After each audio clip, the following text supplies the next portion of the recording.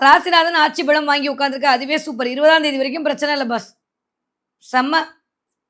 ஆனா 20ஆம் தேதிக்கு அப்புறம் இன்னும் சூப்பர். ஏன்னா, ராசிநாதன் போய் 2ஆம் வீட்டில அமரப் போகிறார். இந்த இடத்துல கொஞ்சம் டெக்னிக்கலா பேசுவோம் இந்த தடவ. ஒவ்வொருத்தவங்களுக்கும் ஒவ்வொருத்தவங்க பகை, ஒவ்வொருத்தவங்களுக்கும் ஒவ்வொருத்தவங்க நண்பன், ஒவ்வொரு எதிரி என்ற மாரி கிரகத்துக்குள்ளே இருக்கக்கூடிய அமைப்புலாம் இருக்கு. நம்ம ஆல்ரெடி நான் சொல்லியிருக்கேன்.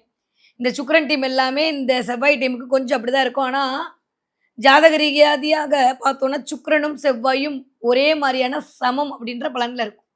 அப்ப என்னாதான் ரிஷப வீட்டுக்கு செவ்வாய் போனாலுமே, அங்கு சமநிலையில் இருப்பார். ஏனென்றால் அவருடைய பார்வையின் மூலமாக அவருடைய இன்னொரு வீடான விருச்சகத்திற்கு தன்னுடைய பார்வையை குடுத்துக் கொண்டிருப்பார். ஸோ அந்த வகையில பார்க்கும்போது தன்னுடைய இன்னொரு வீட்டுக்கு பலத்தை செவ்வாய் இந்த தடவ குடுக்கும்போது சமம் அப்படின்ற அமைப்புல இருப்பார். ஓகே. 2ஆம் வீட்டு அதிபதியான மிஸ்டர் சுக்கிரன் 4ஆம் வீட்ல போய் 8ஆம் தேதிக்கு மேல சஞ்சாரம் பண்ண போறாரு. அதுவே வேற லெவல் டிரான்ஸ்ஃபர்மேஷன். நீங்க யாருன்னு 4 பேருக்கு ப்ரூவ் பண்ண வேண்டிய கட்டாயத்திற்குள் இருக்க போறீங்க. நெறையா உங்க உடைமை சார்ந்து, பொருள் சார்ந்து, இயக்கம் சார்ந்து, கல்வி சார்ந்து சில நிகழ்வுகள் மேஷராசிக்காரர்களுக்கு இந்த 8ஆம் தேதிக்கு மேல நிலைப்பாடு இருக்க போது. ஏன்னா, ஆல்ரெடி குரு வேற இருக்காரு. அவர் தான் 9க்கும் 12க்கும் உடையப்பட்டவரா இருக்காரு. அவர் போய் ஆல்ரெடி 4ஆம் இடத்துல உட்கார்ந்து வித்யாஸ்தானத்தை இயக்குறார்.